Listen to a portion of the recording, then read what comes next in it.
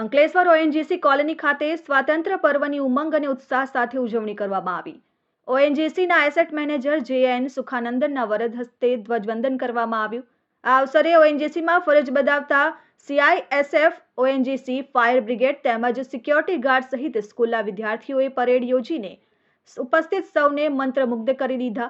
સાથે જ asset manager જે.એન. સુખાનંદનના વરદ હસ્તે જવાનોને પુરસ્કારથી સન્માનિત કરવામાં આવ્યા. ત્યારબાદ ઓએનજીસીની કેન્દ્રીય વિદ્યાલયના વિદ્યાર્થીઓએ સાંસ્કૃતિક કાર્યક્રમ રજૂ કર્યા. આ પ્રસંગે ઓએનજીસીના અધિકારીઓ, કર્મચારીઓ અને વિદ્યાર્થીઓ ઉપસ્થિત રહ્યા.